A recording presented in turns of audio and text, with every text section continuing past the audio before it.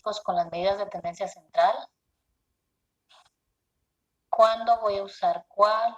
Entonces vamos a finalizar con un documento donde les dice cuándo usar una o cuándo usar la otra. Se los muestro, pero ya está, porque ya está en la plataforma.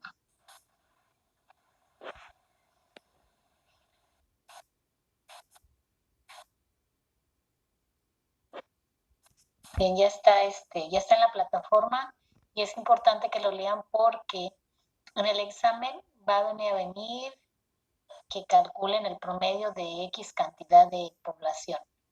Y de ahí o lo hacen agrupado, de forma agrupada, o lo hacen de forma aislada. Depende de ya saben de qué. Y si tengo la tabla va a ser agrupado, si no tengo la tabla va a ser aislado. Y también va a depender del tipo de variable que va a estar ahí, va a estar en el examen. Entonces, les comparto pantalla de la lectura para que me ayuden a leerlo y más bien sepan en dónde se va a usar cada una de las tendencias centrales que les va a marcar el examen. Bueno, de las que les va a pedir el examen.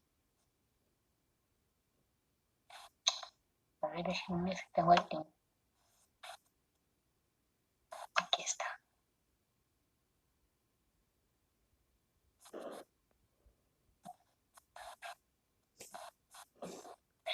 Igual este archivo está en la plataforma ya,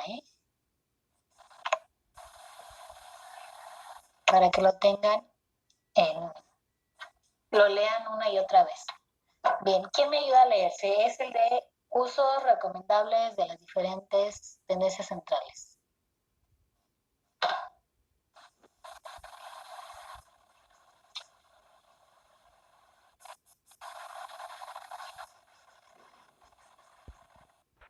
¿Quién me ayuda a leerlo?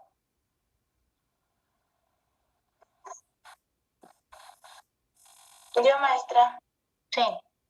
Dice, la media aritmética es el principal estadístico muestral y el más usado. Se puede usar en cualquier situación. La dificultad se presenta cuando los datos están muy dispersos o presentan mucha variedad.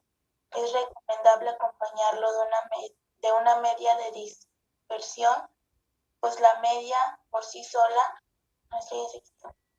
Sí. Ahorita te regreso a la página, es que la quité sin querer. La media por sí sola no es muy representativa. Ya para terminar, la media aritmética. Bien, ese es el uso de la media aritmética. Como se los había comentado, es un parámetro que más se utiliza en todas las variables donde ustedes quieren sacar promedio usando la media aritmética, ¿no? Entonces, lo que sí es un hecho es que no se recomienda mucho cuando los datos están muy dispersos o muy variables. ¿A qué se refiere esto? De hecho, es el bloque 3 el que vamos a iniciar hoy a conocer las medidas de variabilidad o de dispersión. Refiere básicamente a que la población sea muy dispareja, muy diferente. Puedo yo decir que en promedio ustedes sacaron 7 en prueba, pero o la gran mayoría sacó 7, 8 o 6, o de plano unos sacaron 10, unos sacaron 1, unos sacaron 9, unos sacaron 2, ¿no? Y ahí se refiere a que están muy dispersos. Y es ahí donde no se utiliza la media aritmética. Se utiliza la de cuando los datos son parecidos, se parecen más o menos. Por ejemplo, si yo quiero sacar la estatura de las niñas, pues los datos se van a parecer, ¿no? Entonces van a ser parecidos. Es ahí donde me conviene usar la media aritmética. Estaturas en su salón de clases. Pero si yo saco estaturas en su familia, ahí sí no puedo aplicar la media aritmética, porque quizás su hermanito chiquito tenga una estatura, su papá tenga otra estatura, y ahí los datos son muy dispersos, ¿no? Ahorita vamos a hablar de eso. ¿Quién me ayuda a otra persona a leer la media geométrica?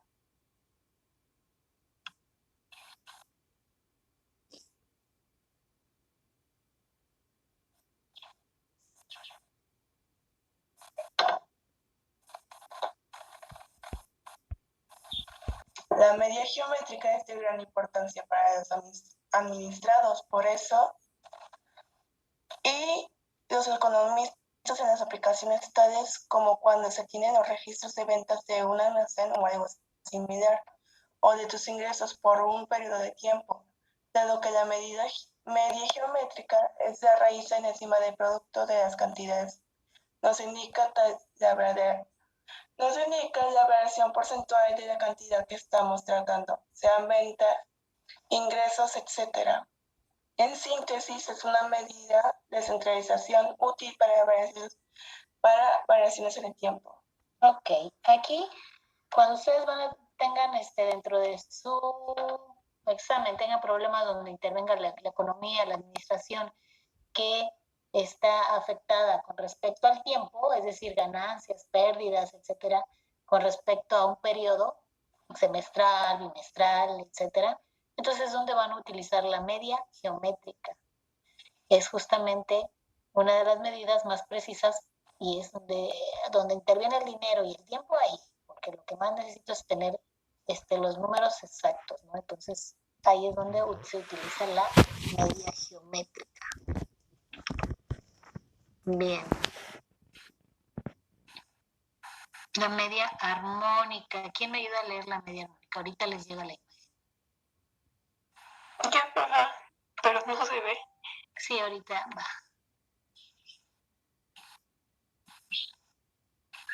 Ahí está ya. Bueno, ahorita les llega.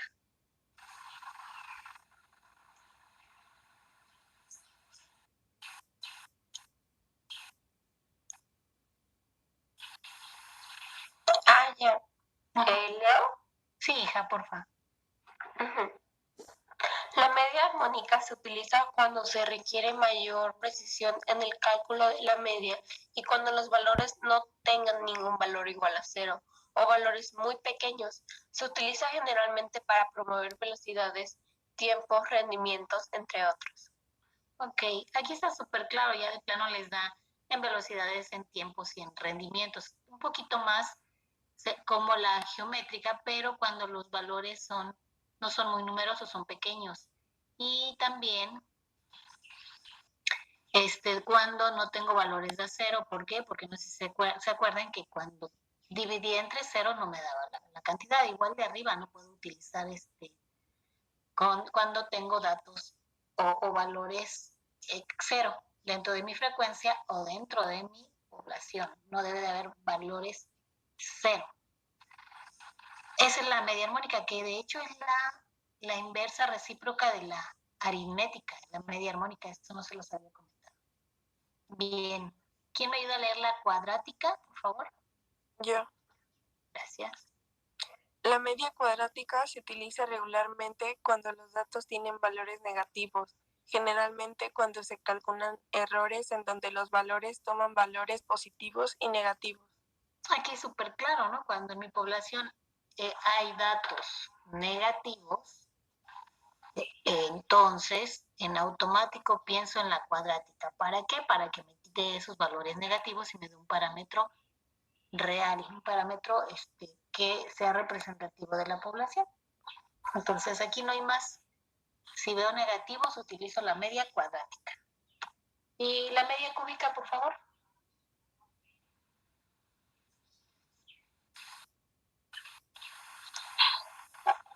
Yo creo que Sí, gracias.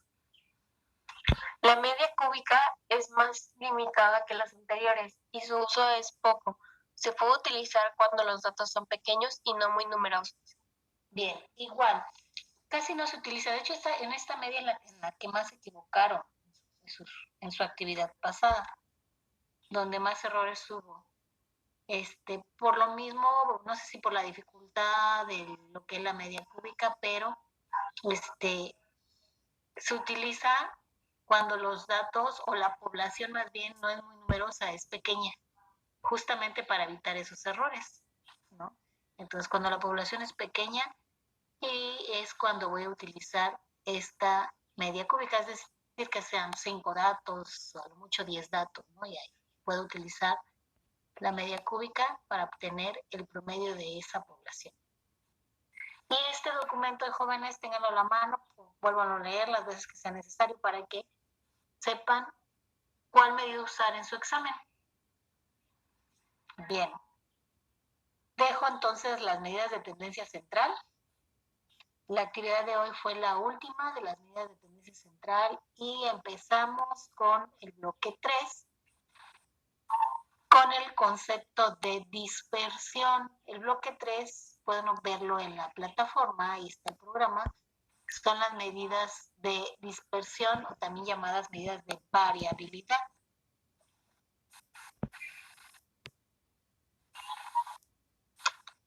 Les comparto otra pantalla.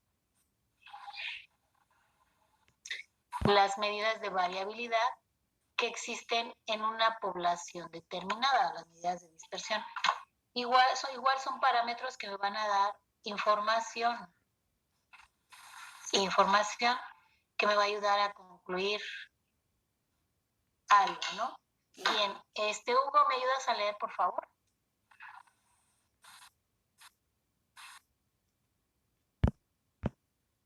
Medidas de tendencia central ofrecen una idea aproximada del comportamiento de una serie estadística. No obstante, no resultan suficientes para expresar sus características. Una misma medida puede provenir de valores cercanos a la misma o resulta de la confluencia de los estados estadísticos enormemente dispares. Para conocer en qué grado las medidas de tendencia central son representativas de la serie, se han de complementar con medidas de dispersión, como la varianza o desviación típica. Ok, gracias a Seifer, gracias. Miren, como les acabo de decir, las medidas de dispersión siempre se van a relacionar con una tendencia central. Esa va a ser la media aritmética. Siempre las voy a relacionar con la media aritmética. ¿Por qué? Porque, bueno, el ejemplo que les daba, yo puedo decir que en promedio sacan 7 en la materia de prueba, pero o la mayoría sacó entre 7 y 8 y 6, o de plano unos sacaron 10, unos sacaron 2, unos sacaron 9, unos sacaron 5, ¿no? Ahí estoy viendo qué tan dispersa está la población con respecto a qué, a una medida de tendencia central. Si ustedes ven la imagen, esas son estaturas de diferentes personas.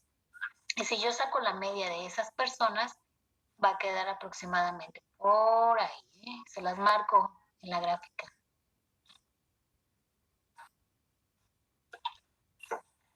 Por aquí queda la media, ¿no?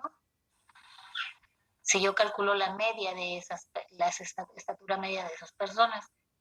Y en la gráfica yo puedo observar que hay una dispersión en cada uno de los datos, hay una diferencia. De la primera persona es la diferencia, ese parámetro central, de la segunda, de la tercera, esa es la diferencia. De la siguiente, de la niña y del niño. Y como ven, hay mucha variabilidad en esas diferencias con respecto a la central. Pero ¿qué pasa si yo hago lo mismo y pongo otro grupo de personas? Es decir, un grupo de tercero de jardín. Van a estar aquí los niños, unos niños un poquito más altos, otros menos altos, y así, ¿no? El grupo de personas de jardín. Saco la media y la diferencia entre las estaturas de cada niño con la media va a ser menos, ¿no? Va a ser menos, y podría decir que es la media, ¿no? La misma media que la figura anterior. Pero ¿qué pasa? ¿Qué pasa aquí? Que aquí en todos los niños miden lo mismo, ¿no? Miden más o menos lo mismo que la media. Y aquí no, hay unos muy altos con respecto a la media y unos muy bajitos con respecto a la media. Entonces aquí puedo decir que esta población donde están toda la familia o todas estas personas es una población dispersa o heterogénea, ¿no? O poco concentrada. Y esta de acá es una población homogénea, poco dispersa. ¿Sale? Entonces, y obviamente ya las medidas de dispersión me están diciendo justamente, me están dando otra información extra, aparte de la media, ¿no? Y ya yo puedo calcular estos parámetros de dispersión para conocer más características de la población. Bien, esas son las medidas de dispersión. Ese es el concepto de las medidas de dispersión. ¿Quién me ayuda? Aparte de Fernanda, que ya leyó, otra persona que me ayude a leer. Hugo, ¿ya estás aquí, Hugo? Ayúdame a leer concentración y dispersión, por favor. Concentración y dispersión.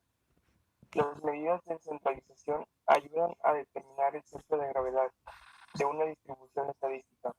Para describir el comportamiento general de la serie se necesita, sin embargo, una información complementaria para saber si los datos están dispersos o agrupados. Así, las medidas de dispersión pueden definirse como los valores numéricos cuyo objeto es analizar el grado de separación de los valores de una serie estadística con respecto a las medidas de tendencia central consideradas. Ok, como acaban de escuchar,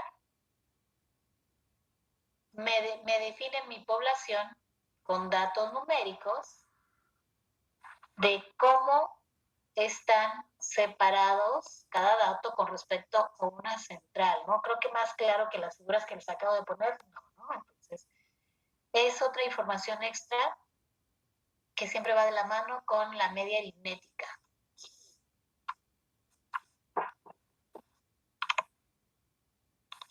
Bien, tengo dos tipos de medidas de dispersión. ¿Quién me ayuda a leer cuáles son, por favor?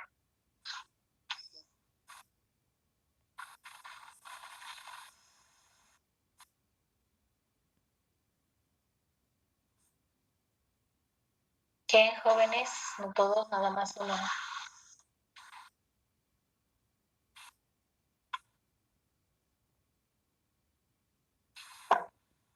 ¿Quién me ayuda a leer? ¿Cuál leo? Las medidas de dispersión son de dos tipos. Las medidas de dispersión son de dos tipos. Medidas de dispersión absoluta, como recorrido, desviación media, varianza y desviación típica, que se usan en los análisis estadísticos generales. La otra es medidas de dispersión relativa, que determinan la dispersión de la distribución estadística independientemente de las unidades en que se exprese la variable. Se trata de parámetros más técnicos y utilizados en estudios específicos, y entre ellas se encuentran los coeficientes de apertura, el recorrido relativo, el coeficiente de variación, índice de dispersión de Pearson y el índice de dispersión mediana. Bien. ¿Dónde puedo analizar esta diferencia de la absoluta y la relativa? Ustedes en algún punto de su vida han escuchado en el sector salud que les toman su peso y lo comparan con otro para ver qué tan saludable o no saludable están, ¿no? Para prevenir justamente enfermedades. Entonces, esa comparación de valores que les marca el sector salud, bueno, el peso ideal que debes de tener, que es el promedio para que estés saludable, es de 60 kilos, ¿no? Un comparativo, tu peso y tu estatura, ¿no? Entonces, justamente esa dispersión que les está marcando es una dispersión absoluta, que le está marcando esa diferencia como tal en su peso. Estás con 20 kilos más, ¿no? De peso. Es una dispersión absoluta, le marca con las unidades.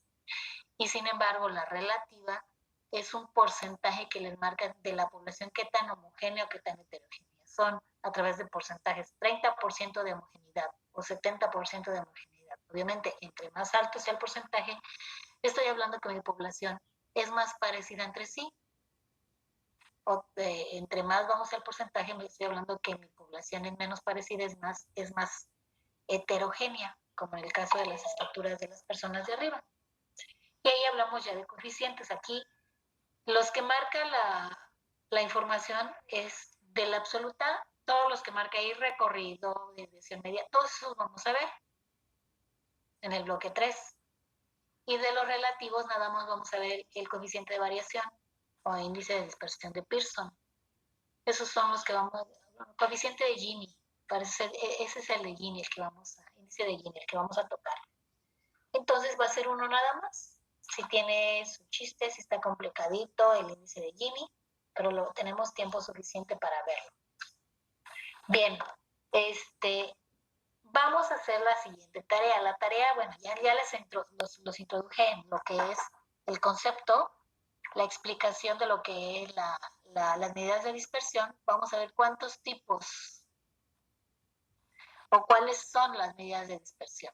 Su tarea siguiente, que va a ser para el lunes, me van a investigar lo que son las medidas de dispersión y las fórmulas de medidas de dispersión. Al igual que las medidas de tendencia central, tengo para datos agrupados y datos aislados. Entonces aquí lo importante es que sepamos esa diferencia, cuándo son las fórmulas para datos aislados y cuándo son las fórmulas para datos agrupados. ¿De acuerdo? Entonces la siguiente tarea va a ser esa, que me investiguen cuál es el rango, cuál es la desviación media, cuál es la desviación típica, cuál es la varianza, etcétera. ¿Sale, jóvenes? ¿Dudas del concepto de medidas de dispersión? No, por favor. No, clarísimo. Si no hay dudas, jóvenes, a los chicos que me van a apoyar o van a apoyar el área de orientación, los checo, les mando con Sebastián el enlace para que ingresen, si pueden, a las 11:40. Por favorcito. Los que no tengan dudas, nos vemos el lunes en clase. Por favorcito también. ¿Sale? Pueden abandonar la reunión. Y ahí está, ya estás aquí, ¿verdad, Sebastián? Sí, ya estoy aquí. Entonces, te mando más tarde el enlace, hijo. Sí, Para claro. que ingresen. Sí, yo voy a estar ahí también, ¿va? Sí. Ok, gracias, chicos. Nos vemos entonces el lunes en ejemplos de las medidas de dispersión. Gracias, profe. Y Hasta luego. Hasta luego. hasta luego. Bye, bye.